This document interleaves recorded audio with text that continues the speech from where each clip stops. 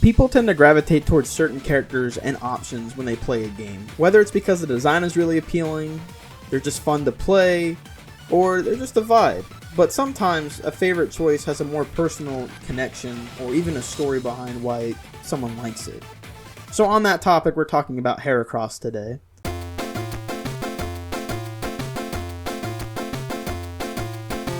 I didn't really grow up playing Pokemon a lot. I actually started collecting the cards and watching the Diamond and Pearl anime when it was on. I knew Barry used a Heracross, but I didn't really give a shit, you know. My taste in Pokemon was pretty basic as a kid. I liked whoever was in Smash Brothers. Everyone else could just fuck off. I tried playing the games a few times growing up, but it didn't really click with me until X and Y came out, which is very handholdy, but I think I needed that at the time. I don't play JRPGs, or at least I didn't at the time. I was definitely that guy that was like, Woody, I like respectable RPGs like Earthbound, Paper Mario, Undertale. These are what bring me healing in these tough times. But I really like Pokemon. They're very cozy RPGs. I can just kind of sit down and play, and they're not super challenging, and I kind of like it being cozy. Although if you want a challenge, the game has it, you know. You have to find it in later games. But there's always Battle Frontiers, competitive play, and doing Nuzlocke challenges are fun. I'm too emotional to do Nuzlocks. If I see one of my little guys die, that's it. I'm airing the bitch out. Anyways, Heracross first appeared in Pokemon Silver and Gold, but I didn't really play those games until the remake. And I played those games a couple times when I was a kid. I bought it for the Pokewalker. I didn't really give a shit about the game. I wanted the Pokewalker. I sold my GameCube for this as a kid, by the way. I want you to know that when I was a young child, I sold my GameCube and a bunch of games to GameStop to get one copy of Pokemon Soul Silver. I kind of want to beat the shit out of 10-year-old me for doing that. You know how much GameCubes cost? I don't know. What's more expensive now, a GameCube or a copy of Soul Silver with its Pokewalker? Probably that. These games are stupid expensive. You know, you walk into the store and see a guy that looks like this telling you Platinum's $120. Platinum is not worth $120. Get the fuck out of here. Retro video game store owners, I want to hunt for sport. By the time I finally decided to give Heart Gold and Soul Silver an honest to God shot, it was when I was in college. I had only played the newest games, so X and Y, Sword and Shield, Sun and Moon. But I wanted to give, Soul Silver another shot. I played it as a kid, and I wanted to see what... This game pisses me off so bad. Trainers have the cheapest fucking strategy in every game. It's spamming status ailments, lower my accuracy with Sand Attack, use Confuse Ray. This does not make the fight hard. It just wastes my fucking time. And there's so much fucking grinding. I got to a point where I turned off battle animations and increased game speed, and that shit still took forever. This game is so long every time I play it. My time is precious. I'm gonna die one day, and I'm gonna know that a year of my time was spent here, doing this shit. Platinum was already a slow-ass game, so combining that with the slowest generation I've ever played, this shit take a while. Computer, pull up the Heracross Close Combat at Blissey video.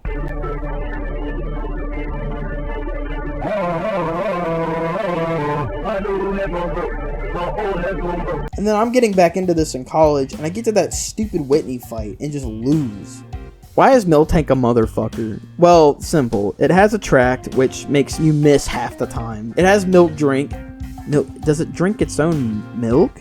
There's gotta be a Pokemon around here that can kill this thing. They just keep introducing these fucking boo-boo Pokemon with dog shit stats and expect me to make it work. We can find something that can fit the bill. Well, I learned that if I actually paid attention to the dialogue in the game, Headbutt can actually get Pokemon to break down from trees. You can get, monkeys. But we're here for Heracross. He's got, a negative 5% spawn rate or some shit. I don't know. Stop it. I get my Heracross. I name him Buddy because he's just giving the vibes of a nice friend. Big silly guy. There is not a single thought going through this bug's head other than sheer violence and the love for its trainer. So I'm wondering if Heracross is going to be able to, be up for the task. And he just...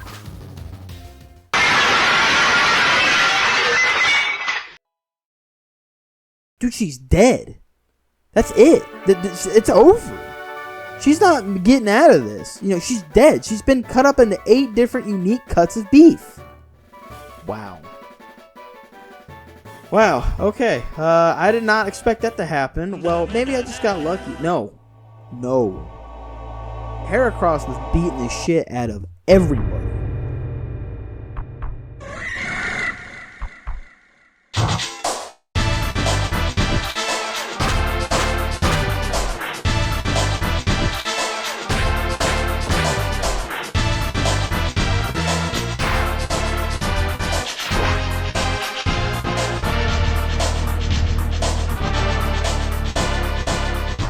And it became love at first battle.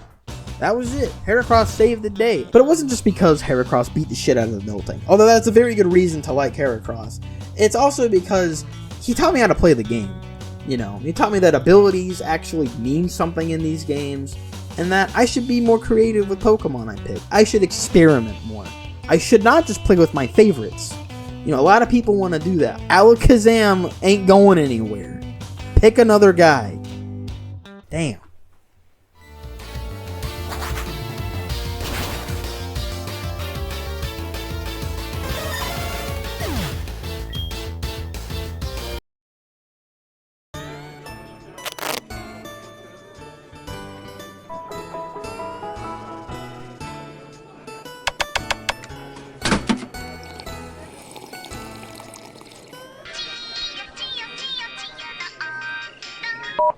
Hello?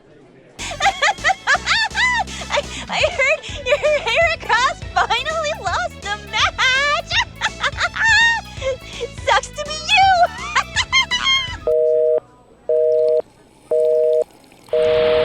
Well, Heracross is very strong. He does have a weakness, a pretty bad one, a rather jarring one, and it's the flying types. So Heracross, if you didn't know, is bug and fighting.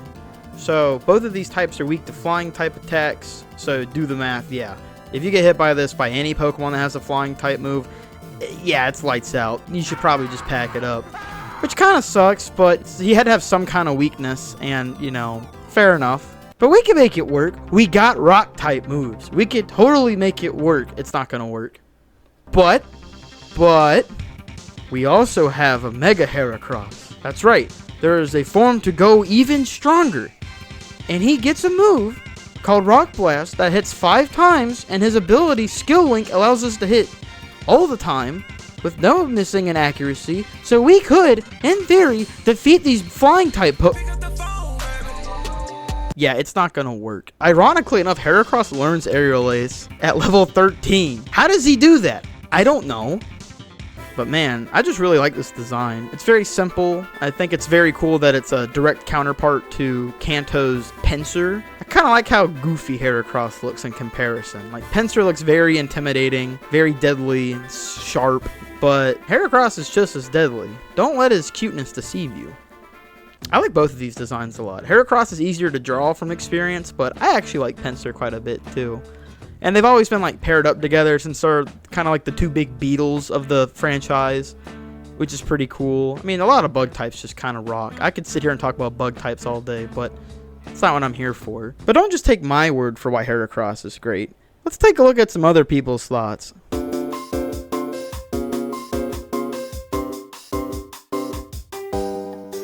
Like, do you know anything about beetles? Do you know about, like, rhinoceros beetles? Yeah. Yeah. Fuck yeah. I fucking love beetles. And I think Heracross, like, it's really funny, because just the way he, like, you use him, where you just have, like, guts, close combat and all that, it's like a real beetle, where, like, they just don't have personal space at all. They just, like, go into your face, and then they get caught in your hair, and then they die to Aerial Ace. Heracross is there to protect you. He does everything for you. He's just your little buddy. Heracross loves you.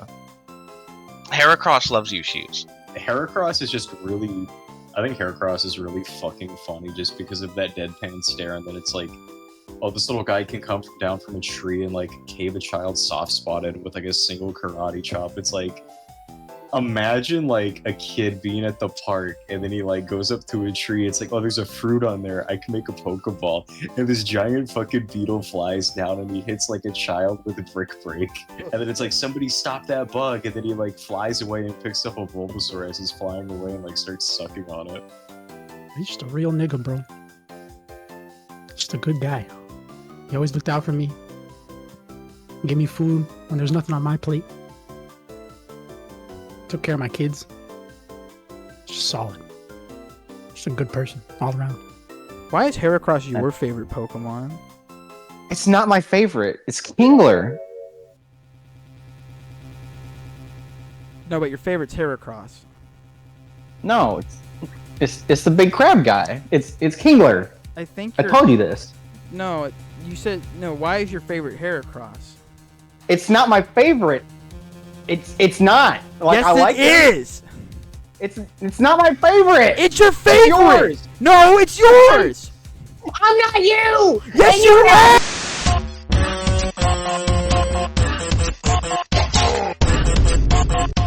are. Going back to rewatch Heracross episodes in the anime, I kind of realized how consistently strong this thing was. Ash had one, and it just beats the shit out of a lot of stuff.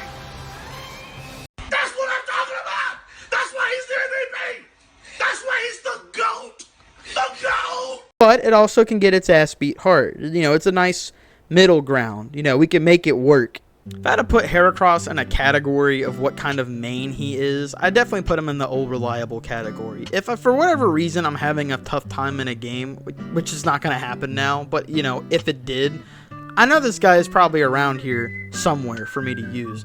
They put him in all the games, but I'm scared for the day where they don't put him in a game. So you used to be able to transfer any Pokemon you wanted into a game. Even if they weren't like available in the game, you could still transfer it in from another one. They just stopped doing this shit when like, I think Sword and Shield came out, which is so stupid. They want to sit there and tell me that they're putting way more time and effort into the Pokemon animations. They're not. Don't lie to me. I know you're bullshitting me, but I could, like, a game where he's not in there, I'd be mad. I mean, shit, Sawsbuck wasn't in a new Pokemon game till the newest one. That's crazy. That's a big ass gap. You could still transfer one in, but you couldn't, like, I think they just stopped letting you do it. It's Sword and Shield. I know people aren't using Sawsbuck. I am, okay? I like the deer.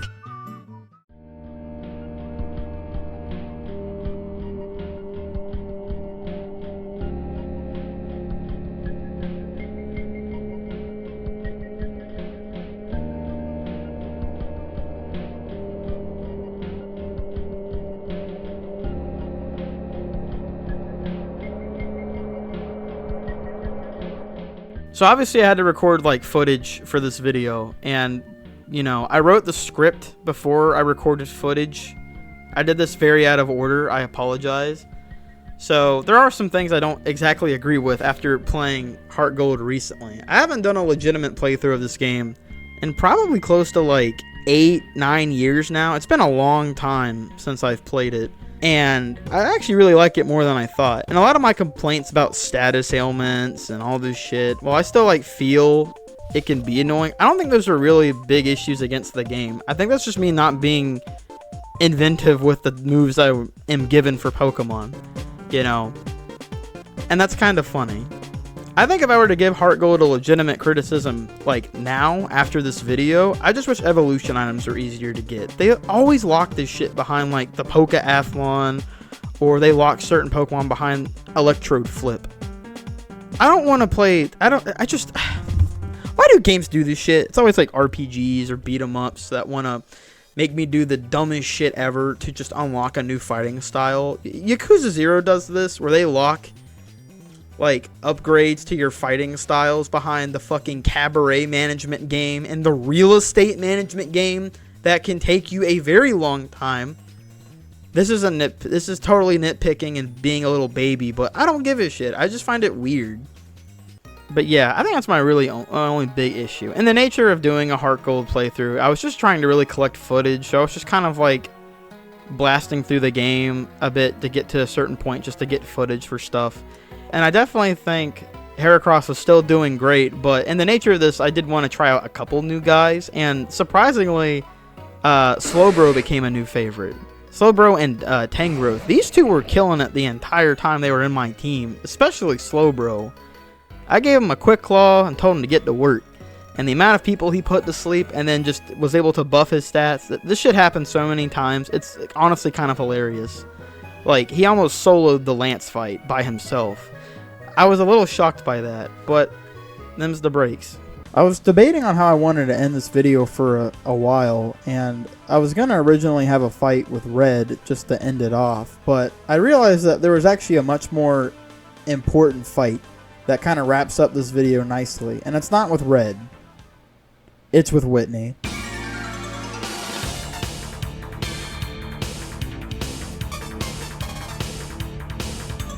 Did you know you could rematch the gym leaders in Pokemon Heart Gold and Soul Silver?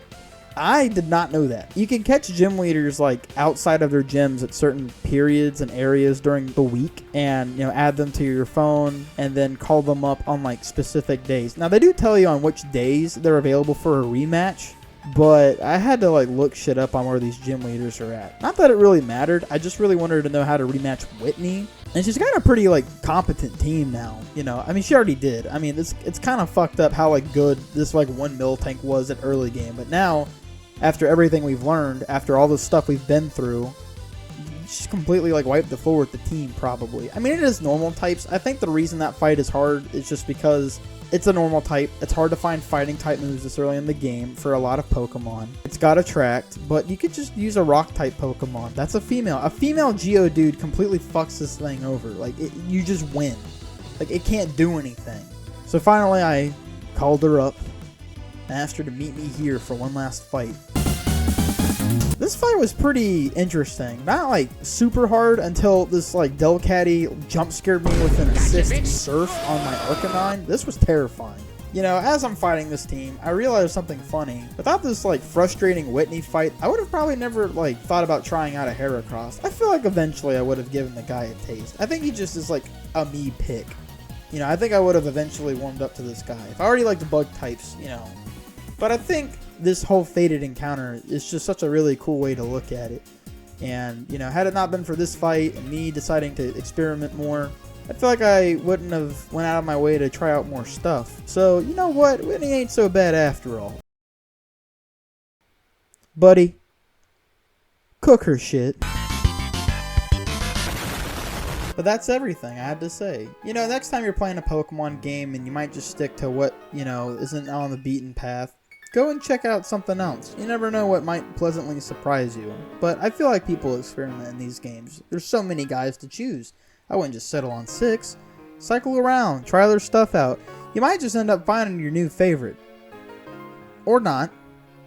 But give it a shot, If you have a favorite, like, Pokemon with a story like what I told today, you should let me know in the comments. I'd like to know. It's always cool to hear why people like certain Pokemon, other than just they're cool or they're strong, I want something else. I want the deets. But I think that's everything I had to say, so if you can excuse me.